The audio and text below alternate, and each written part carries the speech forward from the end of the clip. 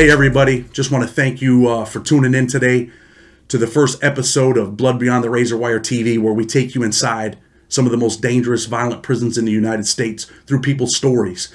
But remember, our mission is to save kids from life imprisonment and premature death.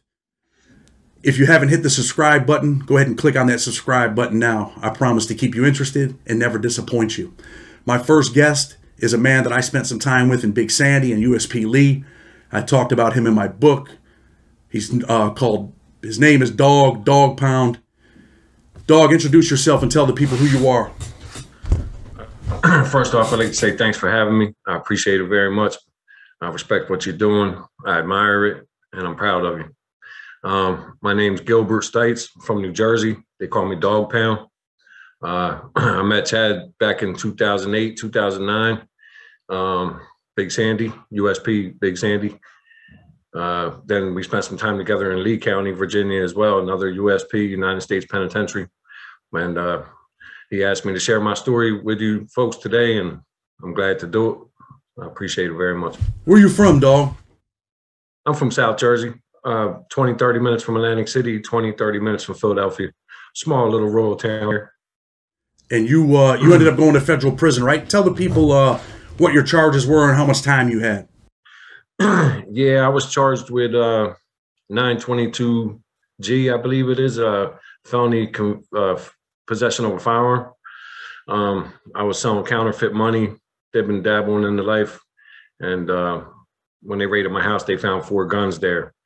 So ultimately, I was charged with the felon in possession of firearms and was sentenced to 10 years. And what was your first prison?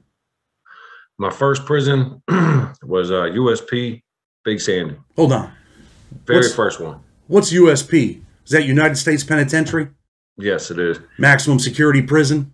Maximum security, yep. And, we hear a lot of stories about, federal prison being camp fed, that it's, not even close to as bad as state prisons. It's nice. And, people are out playing tennis. They're eating good food. What do you got to say about that? Well, I mean, I didn't get to witness it. I didn't get to see that aspect of the federal prison system at all. Of course, we were in the maximum security prisons, which is a total different from the lows and the mediums and, the nonviolent offenders, I would guess. So how was Big Sandy? Was it a dangerous place? Was it violent? What was going on there? Yeah, Big Sandy, as soon as you walk through the doors, it smells like death in there. You just feel it, Yeah. So. And they sent you to a prison like that with a 10-year sentence? With a 10-year sentence. And in all honesty, I think it was because I didn't agree to cooperate. I think that they, wanted to teach me a lesson, so to speak. So they wanted to teach you a lesson by sending you to what? One of the most dangerous, if not the most dangerous federal prison in the system?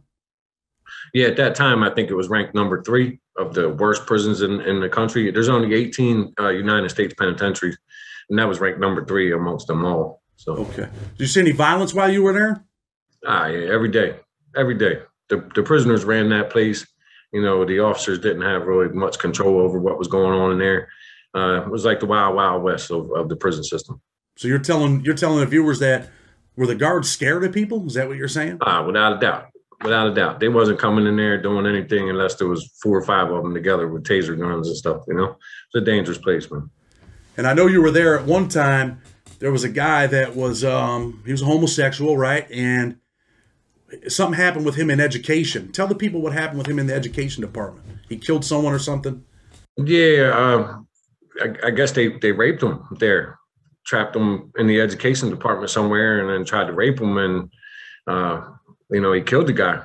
I mean, probably fighting for his life, probably, scared to death or whatever the situation was. That was a reoccurring theme there. People were getting taken advantage of in that way quite often. Okay. Did you ever see any other incidents or hear about other incidents like that in there? It was every week somebody was on the verge of death or pretty close to it. I had a few incidents there myself. 2 guys got killed while I was there.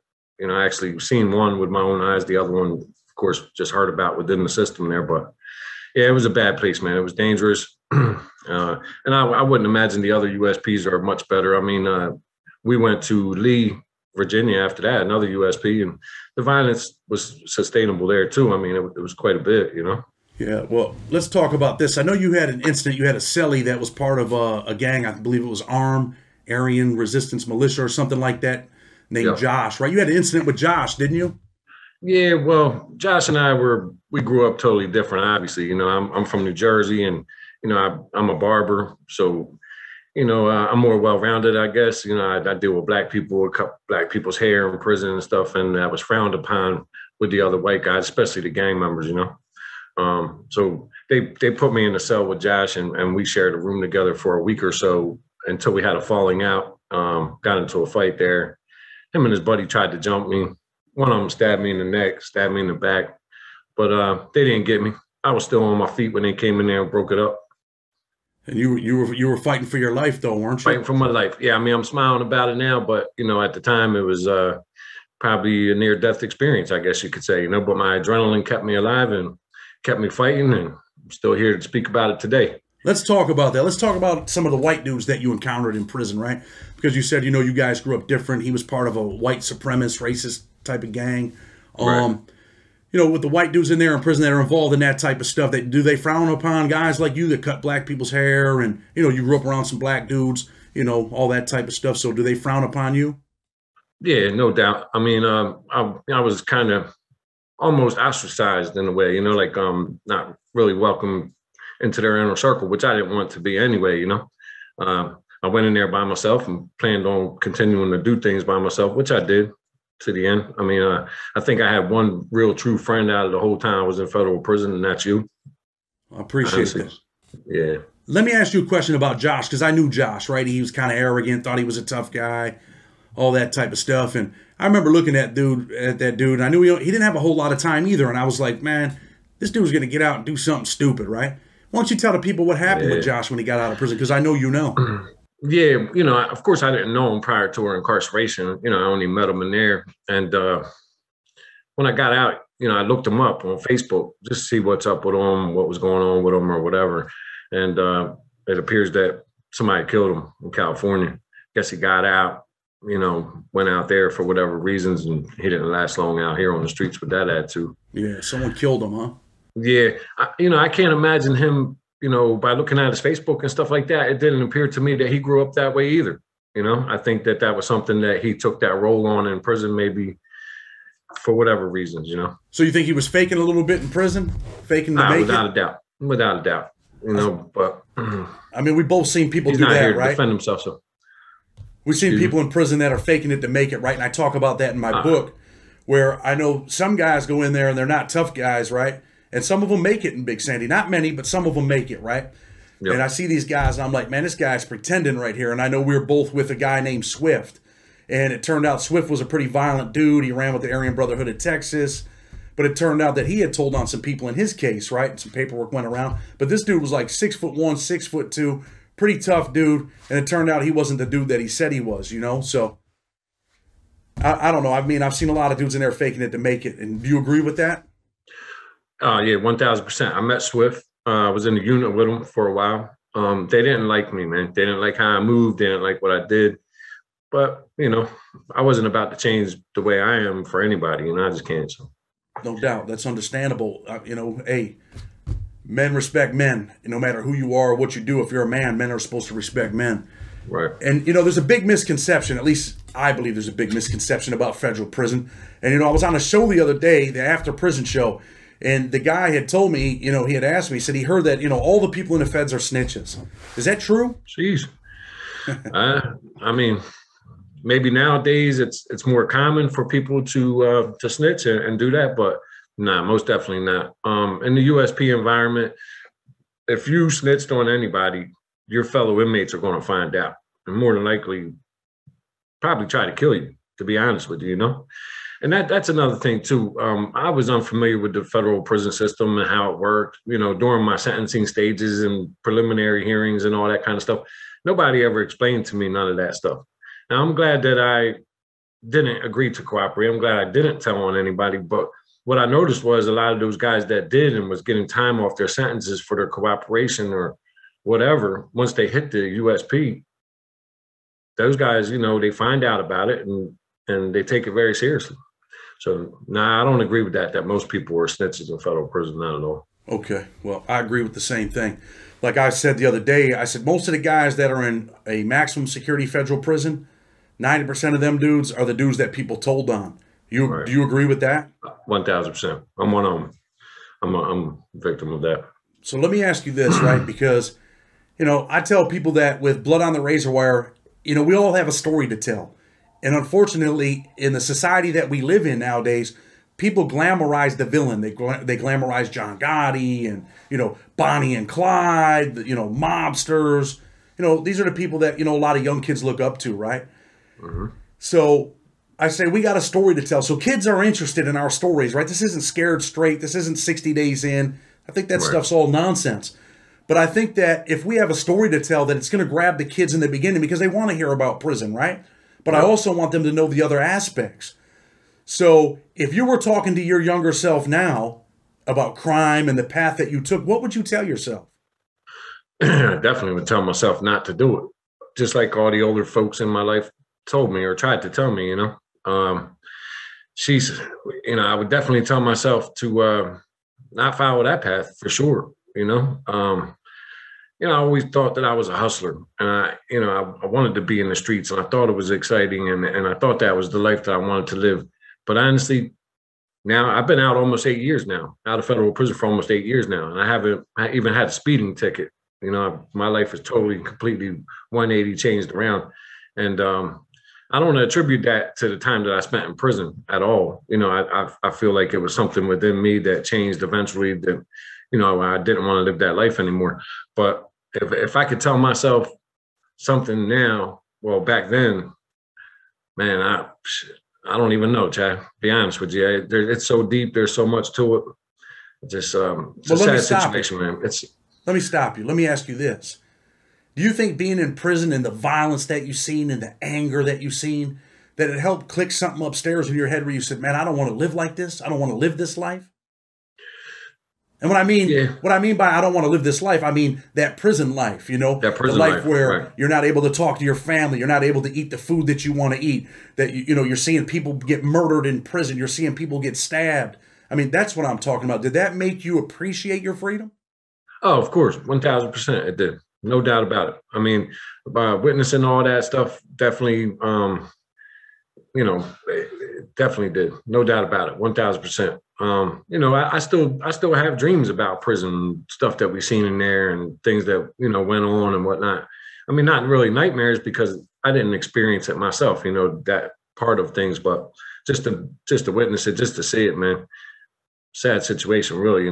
Definitely The understandable, man. Yeah, When you see people get killed, I think it affects you. I've seen people killed in federal prison. When we were in Lee yeah, County, I seen a dude killed in our unit, over pretending that he had a knife. He got drunk and, he acted like he had a knife. And the other guy said, hey, you know what? I really do have a knife. do have them. And he stabbed the dude, and dude was like, man, please don't kill me. And, Yep. and dude said, man, it's too late for that. And, that's something that affected me, man, to this day, where the guy said, hey, it's too late for that. And he kept stabbing him. And we knew that he was dead because what color was the blood? It was black. I said, man, the blood's black. This guy's gone. He's dead. Over a card game and getting drunk. He's dead. And I want kids to realize that, that when you walk into that prison system, these things can happen. But I want to take you on a little bit of a different path, a different journey. You've been out 8 years now, right? Yep. Tell the people what you did when you got out of prison and what you're doing now. Well, now I'm a business owner. I started a sign company. So I make signs, vehicle graphics, stuff like that. I took a liking to it as a younger fellow. I was working before I went to prison at a couple sign companies, and I enjoyed it, kind of somewhat of a passion for it. So when I got out, I went to beauty school, got my barber license, all that stuff, and something I can fall back on in the future. But right now, I'm a successful business owner. I have a sign company. I'm doing really well. I've never lived better, making more money now than I ever did doing the illegal stuff, selling Hold drugs, on. I or got to stop you, man. Say that again. You're making what? more money now than I ever did with the illegal stuff, honestly. So, And I don't have to look over my shoulder. I don't have to, I can go to sleep at night. I feel good about what I'm doing. well, that's your message. That's the message right there for the kids, right? That they can do it. It's hard to take a 16-year-old or a 14-year-old or a 15-year-old and say, hey, look, stop selling drugs because you're going to go to prison. They're not trying to hear that, man. They're not trying to hear that. They're not trying to be broke, right now for when they're 14, 15, 16 years old. They're trying to make a way. But what I think they need to do is learn that, hey, look, it's so much better because you know what? Most drug dealers, almost every drug dealer I ever met, they never retire from drug dealing. Yeah. Most of us go to prison, end up in prison, serving a bunch of time. You're in there begging people for money for commissary. You're in there hungry. And you know what? It was all for nothing. When you can avoid all that, right, and get your life together. Yep, no doubt. You know what? One thing that I think about a lot is a lot of these younger fellas, even people our age, used to do it. I'd imagine I've seen it a lot. People say they were a product of their environment, that they had to do those things that they were doing to survive in the environment that they were in. And I get it in a way, you know, because in federal prison, you know, I'm not a killer by nature. I'm a good guy. At least I think I am, you know what I mean? I try to be fair with people, respectful, whatnot. But I had to turn on this killer instinct, just dig it from deep inside to survive in there every day. That's the way it was. But when these youngsters say, you know, they're a product of their environment, or, you know, they have to sell drugs because that's what the only way to make it in their neighborhood or however that works, you know, I agree with it a little bit, but for the most part, lack of opportunity is not an excuse for your behavior, you know. And the odds were stacked against me when I got out of prison, a convicted felon, intense parole, you know, all those things. But I made it. I did it. You know what I mean? It was a struggle. I was working 40 hours a week and taking a bus 2 hours down to Philadelphia to see the parole officer 3-4 times a week. It was tough, but I knew that where I wanted to go in life and where I didn't want to go back to. So I made a conscious choice to do what I'm doing today.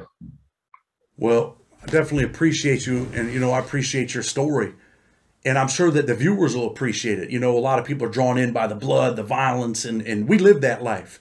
You know, and I say that about my book, you know, Blood on the Razor Wire. I read so many books in prison, but these dudes couldn't tell the story that I could tell. They can't tell the story that you can tell because they've never been in the places that we've been. It's cool, put on a wife beater, tattoos, get all pumped up, scream, yell. But man, we've been through some shit. We've been through some serious things. We've seen some things that no man should have to ever see, have to ever endure, right? Why don't you tell the people, man, Jeez. What's one of the worst things you've seen in federal prison? Man, I'm not sure, man. I've seen so much stuff in there. It's ridiculous. You know, I was in the day room. You know, it was 120 of us in the big day room, and I'm at a table with a couple other fellows, and we're playing cards, and felt this weird vibe, you know, like something was going on, but I didn't know what. It wasn't right there in our vicinity where we could see it, but it was going on. And come to find out, right behind us, in the room right behind us, a guy was being gang raped in there. He just showed up at the prison. They found out he was a snitch. The guys from his neighborhood, I guess they thought that was the appropriate punishment for him, or however that went. And man, that was a sickening feeling, knowing that's going on 10 feet away from me behind this door, hearing this guy in there screaming and crying and begging to stop. That's probably one of the worst things I've seen. I mean, I've seen 2 guys get killed, but that was horrific, man. Would you say that's even worse than actually seeing someone get killed? Because then people have to live with that and endure that. Yeah, in my opinion, it is. And you know what? I agree. And you know, I'm going to ask you one more question because we were together at one time. We were in USP Lee, right? It had potential to be dangerous. We've seen people murdered there. And I tell people this all the time because people ask me, what was the most scariest moment you ever had in federal prison? And if you remember correctly, there was an incident, right? And me and you ended up going over and politicking it out. It could have been a race riot, right? Why don't you tell the people about that if you remember? Jeez, yeah, that was serious, wasn't it? Man, we had 500-600 black guys on one side of the prison yard and 200 or 300 of us white guys on the other side of the prison yard. And there was getting ready to be a race war out there, man. It was serious. That was scary too. That was probably one of the scariest moments too, because we were trapped on that yard, man. We were fenced in. The gun towers up there, they were cocked and loaded, ready to roll. And if we didn't go out there and talk on, man, that could have ended up bad, real bad. And that was over. The white guy came there. Sorry, I didn't mean to cut you off, but if I'm not mistaken, I think it was the guy came there from another prison, and he had a tattoo of a black guy hanging on his back. And, you know, black folks on the yard, they seen that and they didn't like it, and they wanted them to remove the tattoo or get rid of the guy. Yeah, I was serious business, man. And it didn't really have anything to do with us because we're not like that. We were dealing with, black folks from our neighborhood every day and cutting their hair and hustling with them and playing poker with them. But we almost got trapped in it. Yeah, that could have been a bad situation, man. Yes. So look, I'm going to give you an opportunity to say what you want to say to the kids, to the folks watching, man. And I want to thank you for coming. And I want to ask everybody, go ahead and hit that subscribe button. I promise you there's bigger and better things coming with this channel. This is our first interview. And, I just want to thank you for coming on and thank you for sharing your story, dog. Tell the people what you got to say. Yeah, thank you, too. I appreciate it very much. It's an honor to be your first guest. I know that you're going to have some big and powerful names on here, probably some famous people too in due time, no doubt about it. So it's an honor to be your first guest. And I just want to say thank you, man. Don't wait till it's too late. Don't wait till they slam that door behind you and give you 20 years for something that, a choice that you could have made different. Can't take back time, man. Time's the one thing that we can't get it back. So don't lose it spending it in a prison cell over some poor choices, a bad decision. I did it. I regret it every day. But I'm here. I'm alive. I'm able to tell the story, and hopefully somebody out there is listening and choose not to take that path, man. That's all I can hope for, right? Yeah, that's it. Hey, again, man, thank you. We're bringing it real. We're bringing it raw. We're not holding no punches. We're keeping it real. We want people to know what it's like. I want to take people into this prison system. Come on this journey with us. Let us show you what it's really like. And not just the prison system, but we're going to take you into the criminal justice system on Blood on the Razor Wire. Again, hit that subscribe button, and we appreciate you. Thank you.